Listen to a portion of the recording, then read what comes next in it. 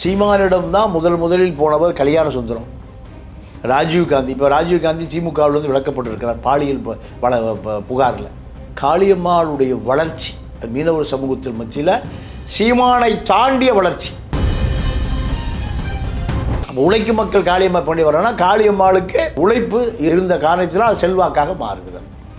சீமா அதை பார்த்து பொறாமைப்படுகிறார். முதல்ல பேசிய காளியம்மாள் அவர்கள் திடீர்னு அதிமுகவில் இணைஞ்சதுக்கான முக்கிய புள்ளி என்ன? எடப்பாடி மேலே பல ஊழல் இருக்குது, வேலுமணி மேலே பல ஊழல். இவர்கள் எல்லாமே நெடுஞ்சாலைத்துறை, பொதுப்பணித்துறையில் கோடிகளை வைத்து தான் அரசியலே பண்ணுறாங்க. இந்த காசு கம்யூனிஸ்ட் கட்சி வரைக்கும் போகுது. இது ஒன்றும் புதுசாக இல்லை, இது ஒன்றும் காளியம்மாள் ஒன்றும் கண்டுபிடிக்கல. காளியம்மாள் என்ன அரசியல் ஜிடின்னு ஆகிடும், அதெல்லாம் ஒன்றும் இல்லை. திமுக அதிமுக இரண்டுமே ஊழல் செய்கிற பணத்தில் தான் அரசியலே பண்ணுங்க. சிபிஐ சிபிஎம் இரண்டு பேருக்கும் கோடிகளை குடித்ததாக டைரியில் சபரீஷ் எழுதி வச்சிருந்தார் போன தேர்தல். கோடிகள் சபரீஷனுக்கு ஏது இந்த கோடிகள் எப்படி வந்தது? லஞ்ச பணம் தானே, ஊழல் பணம் தானே. ஊழல் பணத்தை அரசியல் செய்வதற்கு கம்யூனிஸ்டுகள் தப்பவில்லையே. அப்போ எடப்பாடியும் ஸ்டாலின் என்ன பண்ணுவாங்க? மக்கள் வரியாக கட்டுகிற பணத்தில் அப்படியே எடுத்து வைத்துக் கொள்வதா அரசியல். இது மக்களுக்கான அரசியல் இல்லை, அவர்களுக்கான அரசியல். திமுக அரசியல், அதிமுக அரசியல். திமுக தங்களை காப்பாற்றிக் கொள்வதற்காக தான் அரசியல் பண்ணுறான், மக்களை காப்பாற்றுவதற்கல்ல. அதுக்கு மக்களுக்கு பணம் கொடுக்குறான். திமுக 30 கோடி ரூபாய் வச்சிருக்க ஒரு தொகுதிக்கு தயார் நிலையில் 234 30 கணக்கு போடுங்க, எத்தனை ஆயிரம் கோடி. எதுக்கு 1000 கோடி கொடுக்குறான்? பல மடங்கு சம்பாதிக்கிறது.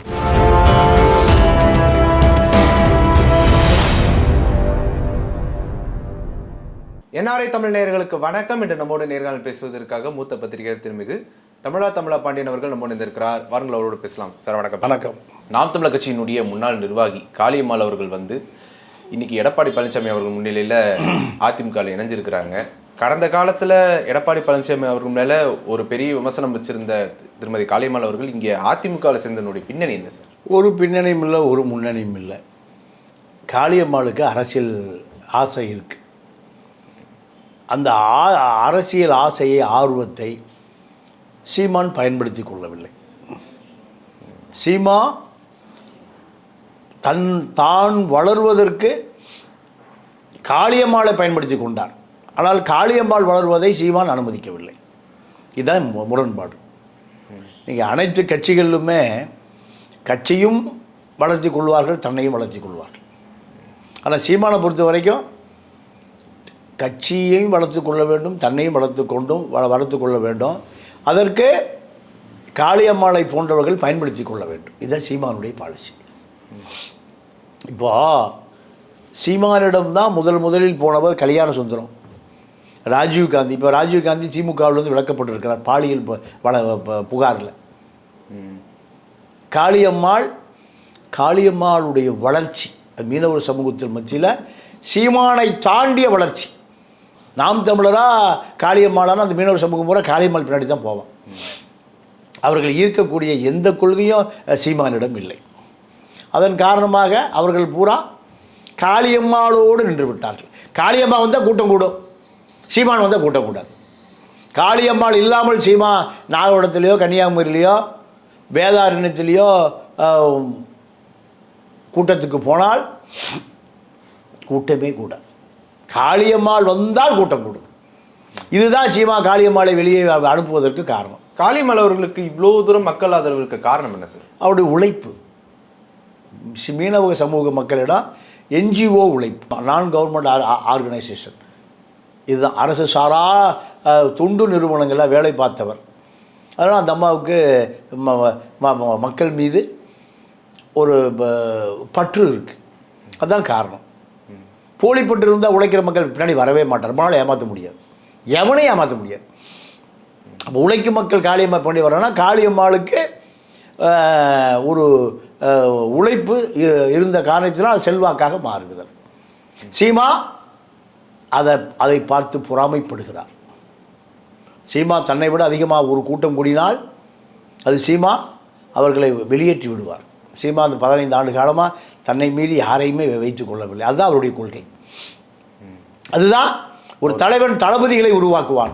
பிரபார் அப்படி தான் பல தளபதிகளை உருவாக்கி அந்த தளபதிகள் தான் போர் யுத்தம் பண்ணான்.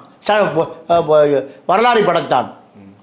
அந்த தளபதிகளை உருவாக்குவதுதான் ஒரு தலைவனுடைய வேலை. அதுதான் அரசியல். ஆணையர் சமரப்போ கூட பால்ராஜ் தான் வந்திருந்த ஒரு பிரபாகரனா இருந்தாங்க, நாங்கள் வந்து தோக்கடிச்சிருப்போம், ஆனால் பால்ராஜ் வந்திருந்தாரு அப்படின்னு சொல்லுவாங்க. பிரபாகரனை விட பால்ராஜன் ரொம்ப வலிமையானவராக பல பால்ராஜுகளை பிரபாகரன் உருவாக்கி இருந்தார். அது அப்படி. அப்போது இங்கே அரசியல முழுக்க முழுக்க வேஷம், அரிதார பூச்சு, இதுதான். அப்போ அதனால் காளியம்மா நீண்ட காலம் தாக்கு பிடிக்க முடியல. இப்போ காளியம்மா வெளியே போயிட்டாங்க. காளியம்மாளுக்கு அரசியல் வேணும். இனி அரசியல் இல்லாமல் முடங்கி போய்விட முடியாது. அப்போது எடப்பாடியிடம் தொடர்பு கொண்டார். எடப்பாடி என்ன பண்ணார்? இது போன்ற ஆட்களைத்தான் அவர் வேணும்னு நினைக்கிறார். இப்போது பல ஊர்கள் பல காளியம்மாக்களை அவர் உருவாக்குறார். உதாரணத்துக்கு திருவிக நகரில் எம்ஜிஆர் காலத்து அரசியல்வாதி துரைராஜ் எம்எல்ஏ, பொருளாளர், தாட்கோ சேர்மனாக இருந்தவர். அவருடைய மகன் இளைஞர் அவர் தான் இப்போது திருவிக நகர் சட்டமன்ற உறுப்பினர் வேட்பாளர். இந்த இளைஞருடைய அப்பா துரைராஜுடைய அம்மா தான் மீனாட்சி அம்மாள். எம்ஜிஆர் உலக சுற்றுவாளை படம் எடுக்கும்போது பணம் இல்லாமல் கஷ்டப்படுறாரு. அந்த தலித் பாட்டி 10 லட்ச ரூபா கொடுத்தது. அப்போ அந்த தலித் பாட்டி இறந்து போன பிறகு வீட்டிலிருந்து இடுகாடு வரை எம்ஜிஆர் நடந்தே போனார். இதுதான் வரலாறு. எம்ஜிஆர் ஒருவருக்கு உதவி செய்கிறாருன்னா எம்ஜிஆருக்கே உதவி செய்தவர்கள் தான் அந்த மீனாட்சி பாட்டி. இப்படி பல பேர் இருக்காங்க. அவர்களெல்லாம் இந்த அரசியல் சாக்கடையில் தாக்கு பிடிக்க முடியவில்லை. இதுதான் இப்போ சூழல். காளியம்மாள் தேவைப்படுகிறார். துரைராஜ் மகன் மீனாட்சி பாட்டியுடைய பேரன் இளைஞர் தேவைப்படுகிறார். இப்படி பல பேர் தேவைப்படுகிறார்கள். அரசியலுக்கு புதுமுகங்கள் தேவைப்படுகிறார்கள். அதுதான் இப்போ காளியம்மாளுடைய அரசியல் பிரவேசத்துக்கு காரணம். எடப்பாடி பழனிசாமி அவர்கள் மேலே நெடுஞ்சாலை விஷயத்தில், மதுராந்தகத்தில் ஒரு நெடுஞ்சாலை விஷயத்தில் ஊழல் பண்ணாங்க அப்படின்னு சமீபத்தில் வந்து அந்த பேசின பேச்சு வைரல் ஆகிட்டு இருக்குது. அப்படி முதல்ல பேசிய காளியம்மாள் அவர்கள் திடீர்னு அதிமுகவில் இணைஞ்சதுக்கான முக்கிய புள்ளி என்ன? நாம் தமிழர் இருக்கிற பொழுது அரசியல் பேசுவதற்கு எடப்பாடி மேலே பல ஊழல் இருக்குது, வேலுமணி மேலே பல ஊழல். இவர்கள் எல்லாம் நெடுஞ்சாலைத்துறை, பொதுப்பணித்துறையில் கோடிகளை வைத்து தான் அரசியலே பண்ணுறாங்க. இந்த காசு கம்யூனிஸ்ட் கட்சி வரைக்கும் போகுது. இது ஒன்றும் புதுசாக இல்லை. இது ஒன்றும் காளியம்மாள் ஒன்றும் கண்டுபிடிக்கல. காளியம்மாள் என்ன அரசியல் ஜிடின்னு ஆகிட்டா? அதெல்லாம் ஒன்றும் இல்லை. திமுக அதிமுக இரண்டுமே ஊழல் செய்கிற பணத்தில் தான் அரசியலே பண்ணுது. அதுக்கு எடப்பாடி ஒன்றும் விதி விலக்கல்ல, ஸ்டாலின் ஒன்றும் விதி விலக்கல்ல. கருணாநிதி அரசியலுக்கு வருகிற பொழுது பிடபிள்யூ கேட்டு தான் வாங்கிட்டு வர்றாரு. பிடபிள்யூவில் அமைச்சரவை பதவி ஏற்காமல் அண்ணாவோடு ஒரு வாரம் சண்டை பிடிக்கிறார். ஒரு வாரம் சண்டை பிடிக்கிறார். இதே கருணாநிதி காலத்திலிருந்து. அதனால் ஊழல்லாம் அதிமுக திமுக இரண்டு பேருக்கும் ஒரு பொதுவான கொள்கை. அது என்னமோ காளியம்மா மட்டும் ஏதோ ஊழலை சொன்ன மாதிரி. அதிமுக மைக் பிடிச்சா திமுக ஊழலை சொல்லுவான், திமுககார மைக் பிடிச்சா அதிமுக ஊழலை சொல்லுவான். ரெண்டு பேருமே ஊழல் தான். கம்யூனிஸ்டுகளே இந்த ஊழல் பணத்தில் காசு வாங்கிட்டு அரசியல் பண்ணுறானே. கம்யூனிஸ்டுகள் வேறு கம்யூனிஸ்ட்லாம் இப்போ நீங்கள் வெளிநாட்டில் இருந்தீங்களா? வெளிநாட்டில் இப்போ தானே இந்தியா இல்லை. அப்புறம் என்ன கம்யூனிஸ்ட் கட்சிகளை திமுக டைரியில் சிபிஐ சிபிஎம் இரண்டு பேருக்கும் கோடிகளை குடித்ததாக டைரியில் சபரீஷ் எழுதி வச்சுருந்தார். போன தேர்தல் கோடிகள். சபரீஷனுக்கு ஏது இந்த கோடிகள் எப்படி வந்தது? லஞ்ச பணம் தானே, ஊழல் பணம் தானே. ஊழல் பணத்தை அரசியல் செய்வதற்கு கம்யூனிஸ்டுகள் தப்பவில்லையே. அப்போ எடப்பாடியும் ஸ்டாலின் என்ன பண்ணுவாங்க? மக்கள் வரியாக கட்டுகிற பணத்தில் அப்படியே எடுத்து வைத்து கொள்வதான் அரசியல். இது மக்களுக்கான அரசியல் இல்லை, அவர்களுக்கான அரசியல். திமுக அரசியல், அதிமுக அரசியல். திமுக தங்களை காப்பாற்றிக் கொள்வதற்காக தான் அரசியல் பண்ணுறான், மக்களை காப்பாற்றுவதற்கல்ல. அதுக்கு மக்களுக்கு பணம் கொடுக்குறான், மக்களுக்கு ஓட்டு போடுறான், பணம் கொடுத்து அந்த வாக்குகளை வாங்குறான். இதில் எங்கே இருக்குது அரசியல்? திமுககாரன் பணம் கொடுக்குறான், அதிமுககாரன் பணம் கொடுக்குறான். இதில் எங்கே இருக்குது மக்களுக்கான அரசியல்? எங்கே இருக்குது? அதில் இல்லை. மக்களும் அதை பற்றி கவலைப்படுவதில்லை. 30% மக்கள் இந்த அரசியல் விட்டு ஒதுங்கி போயிட்டான், ஓட்டே போட வர்றதில்லை. இந்த கலவரத்துக்கு இந்த திருவிழாவுக்கு கலந்துக்கிறது இல்லை. எவ்வளோ பேர்? 6 3 18 2 கோடி பேர் ஓட்டே போடுறதில்லை. இந்த தேர்தல் திருவிழாக்குள்ளே வர்றதில்லை. அவன் எவ்வளோ ஓட்டு போடாகுது? 70% போடாகுது. 30 வருஷம் படித்தவன், பண்பாளன், அறிவாளி, இவன் இந்த அரசியல் சாக்கடை கழிவடைக்குள்ளே வர்றதில்லை. வேட்பாளர் பூரா யார்? ஜெயிலிருந்து நேரம் வந்தவன். கோடிகளை மக்கள்கிட்ட கொள்ளையடிக்கிறேன். எவனாவது ஏழைபாளம் இருக்கா? நல்லகண்ணு இருக்கா? நல்லகண்ணு ஜெயிச்சாரா? இல்லை.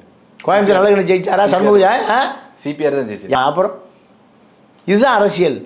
அரசியல் என்பது அரசியல்வாதிகளுக்கே உரியது.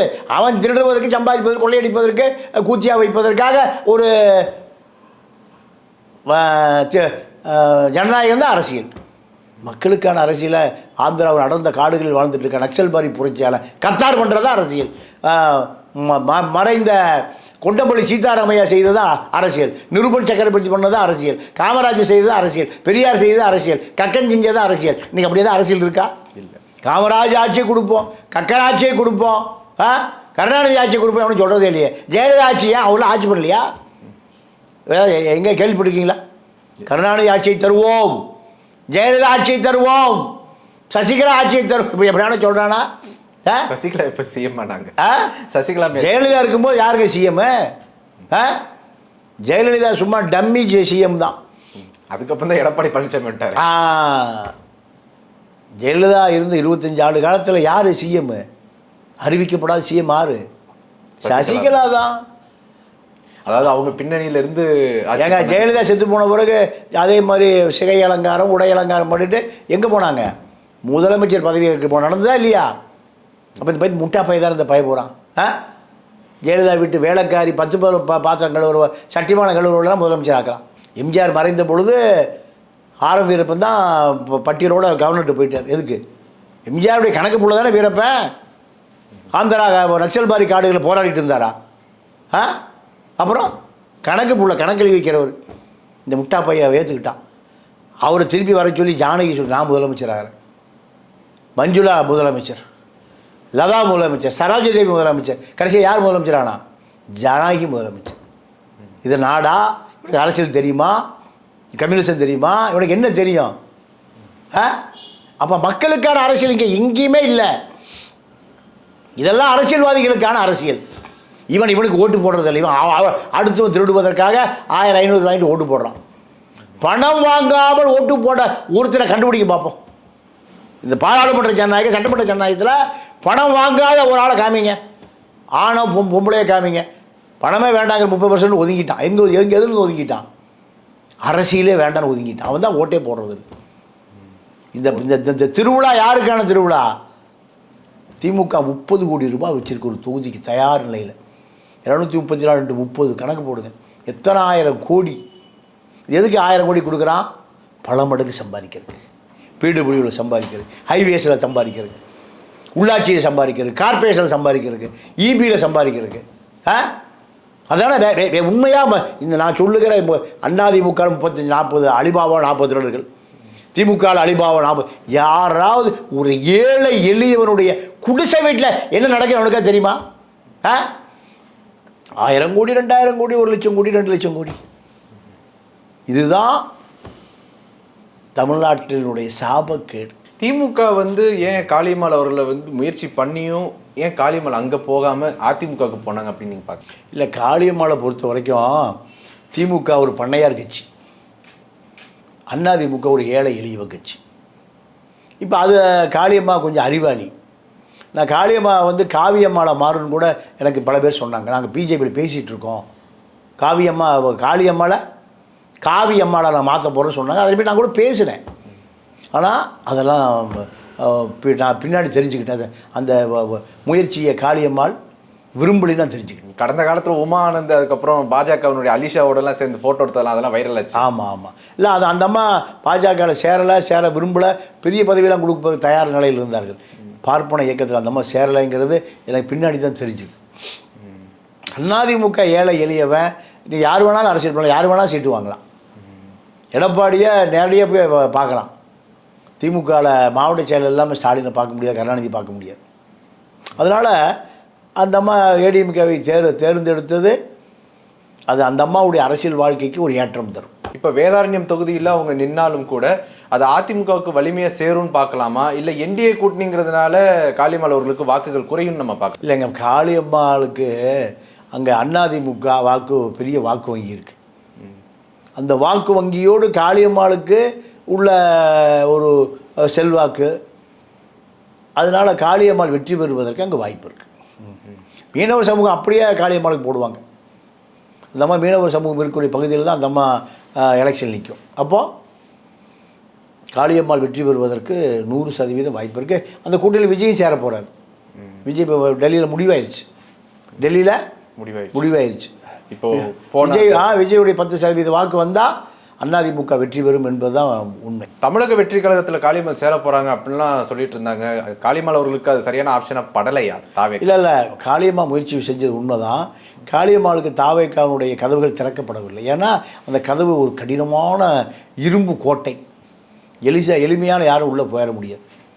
ஆதவர்ஜனாவை போன்ற சில நபர்களால் கட்டமைப்பற்ற இரும்பு கோட்டையாக இருக்குது. ஆமாம்.